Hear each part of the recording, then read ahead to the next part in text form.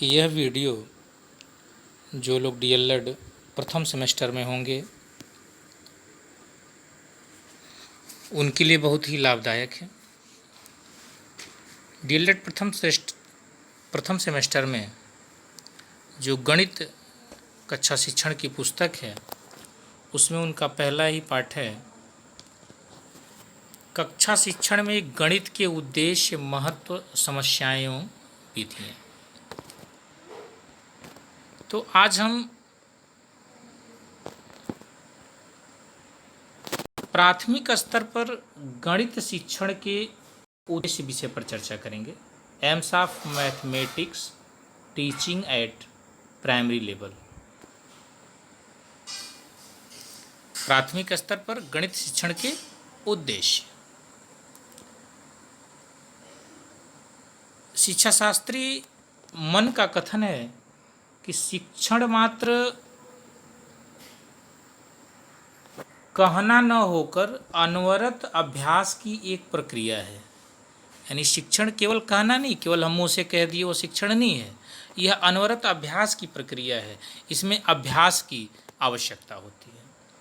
तो इस दृष्टिकोण से देखा जाए तो गणित शिक्षण के प्राथमिक स्तर पर गणित शिक्षण के बहुत सारे उद्देश्य निर्धारित किए जा सकते हैं,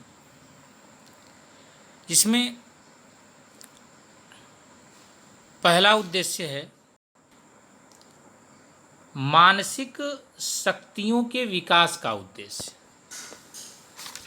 गणित प्राथमिक स्तर पर गणित शिक्षण का जो पहला उद्देश्य यहाँ आपके सामने है वह है मानसिक शक्तियों के विकास का उद्देश्य। यानी प्राथमिक स्तर पर बालकों की मानसिक शक्तियों का विकास होना अति आवश्यक है। मानसिक शक्ति, गणित विषय के शिक्षण से मस्तिष्क की विभिन्न शक्तियाँ जैसे चिंतन, तर्क हो गया, चिंतन, तर्क, अवलोकन, विश्लेषण, मौलिकता, एकाग्रता,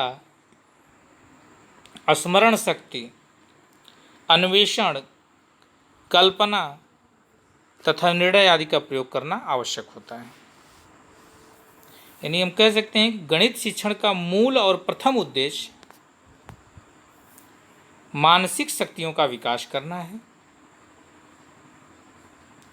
यानी गणित शिक्षण का प्रथम उद्देश्य क्या है? मानसिक शक्तियों का विकास करना। अब उसके बाद हम अगले उद्देश्य की तरफ बढ़ें तो दूसरा उद्देश्य आपको मिल रहा है सूक्ष्म एवं तार्किक शक्ति के विकास का उद्देश्य। सूक्ष्म एवं तार्किक शक्ति के विकास का उद्देश्य, क्षमा करिएगा, दूसरा उद्देश्य है गणितीय तथ्यों के ज्ञान का उद्देश्य। गणितीय तथ्यों के ज्ञान का उद्देश्य, गणितीय तथ्य यानी जो गणितीय नियम हो गए, सूत्र हो गए, गणित के चिन्ह हो गए तथा अन्य संबंधित तथ्यों का पूर्ण ज्ञान गणित शिक्षण का प्रमुख उद्देश्य है। और गणित शिक्षण से गणितीय नमन प्रत्ययों का ज्ञान एवं बुनियादी संक्रियाओं का ज्ञान होता है। अब आगे हम बढ़ें तो तीसरा उद्देश्य हमारा कह रहा है कि सूक्ष्म एवं तार्किक शक्ति के विकास का उद्देश्य। सूक्ष्म एवं तार्किक शक्ति के विकास का उद्देश्य किसी नियम एवं तथ्यों के बारे में सूक्ष्म गणित शिक्षण की आवश्यकता, चिंतन की जानकारी एवं उनकी अनुरूप तार्किक शक्ति का विकास भी गणित शिक्षण का उद्देश्य है।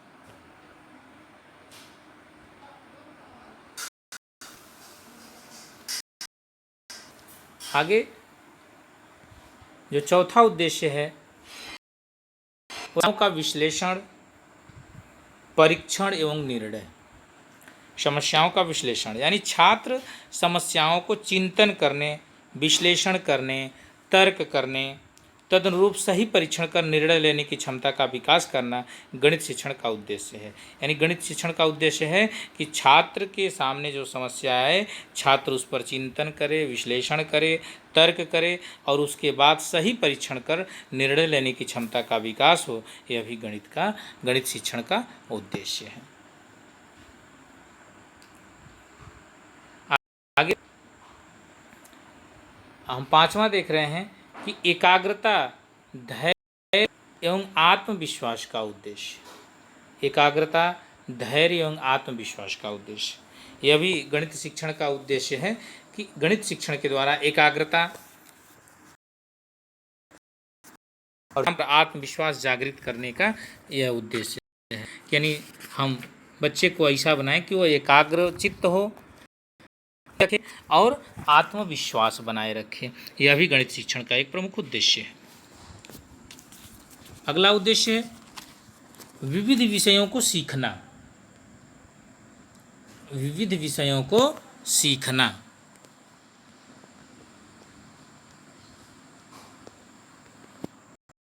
विविध विषयों को सीखना यानी गणित शिक्षण का यह उद्देश्य है कि वह गणित को विभिन्न विषयों, जैसे भौतिक विज्ञान हो गया, रसायन विज्ञान हो गया, भौतिक विज्ञान, रसायन विज्ञान, अर्थशास्त्र, ज्योतिष शास्त्र, समाजशास्त्र, मनोविज्ञान, इंजीनियरिंग विषयों से जोड़ सके और उसका उपयोग जीवन में कर सके। क्योंकि कांट महोदय ने कहा है कि विज्ञान उतना ही यथार्थ है। उन्होंने कहा है, कांट महोदय ने, विज्ञान उतना ही यथार्थ है जितना वह गणित का प्रयोग करता है। तो इस प्रकार हम देख रहे हैं कि यह भी एक प्रमुख उद्देश्य है। उसके बाद व्यवहारिक उपयोगिता का उद्देश्य। हमारे दैनिक जीवन एवं व्यवहार में गणित का बहुत उपयोगी है। प्राथमिक स्तर पर बालक को गणित संबंधी उन तथ्यों का ज्ञान कराना उचित है जो उनके दैनिक जीवन में काम आते हैं। दैनिक वातावरण में संबंधित प्रश्न और समस्याएं बालक में रुचि उत्पन्न करने में सहायक होती हैं। तो व्यवहारिक उपयोगिता का उद्देश्य मतलब हम अपने बच्चे को, अपने छात्र को ऐसा बनाएं कि वो जो दैनिक जीवन में जो गणित की आवश्यकता है उसकी वह पूर्ति कर सके। अगला उद्देश्य है गणित का अनुशासनात्मक उद्देश्य। अनुशासनात्मक उद्देश्य, गणित शिक्षण का महत्वपूर्ण उद्देश्य अनुशासनात्मक उद्देश्य भी है।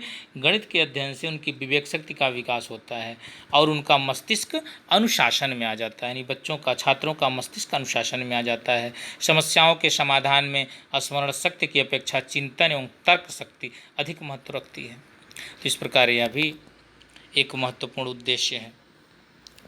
आगे गणित का सांस्कृतिक एवं चारित्रिक उद्देश्य। चारित्रिक उद्देश्य, सांस्कृतिक उद्देश्य, गणित सभ्यता और संस्कृति का दर्पण है। हागवैन जी ने लिखा है कि गणित सभ्यता और संस्कृति का दर्पण है। सभ्यता और संस्कृति का दर्पण है। युंग लिख रहे हैं कि आज के इसी लौह, वाष्प तथा विद्युत के युग में गणित का सर्वोच्च स्थान है। यदि इस स्तंभ को हटा दिया जाए तो हमारी भौतिक सभ्यता निसंदेह नष्ट हो जाएगी।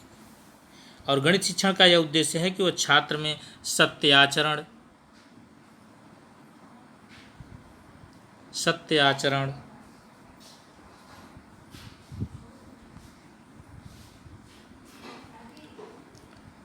नियमित जीवन, सत्य वचन तथा तर्कपूर्ण और विचारशील दृष्टिकोण का विकास करें तथा खुले मस्तिष्क के चिंतन की ओर प्रेरित कर सकें।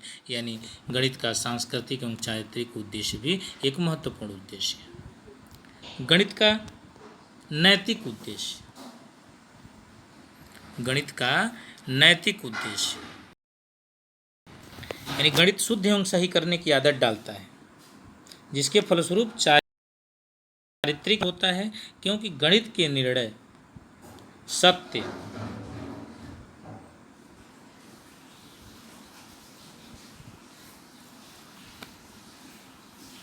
होते हैं। गणित शुद्ध एवं सही करने की आदत डालता है, जिसके फलस्वरूप चारित्रिक एवं नैतिक गुणों का विकास होता है, क्योंकि गणित के निर्णय सत्य होते हैं। अतः मानव जीवन में चारित्रिक श्रेष्ठता लाने में भी यह सहायक है। गणित का सामाजिक उद्देश्य भी एक मुख्य उद्देश्य है। उसके बाद में है अवकाश के सदुपयोग की योग्यता का। अवकाश के सदुपयोग की योग्यता का विकास।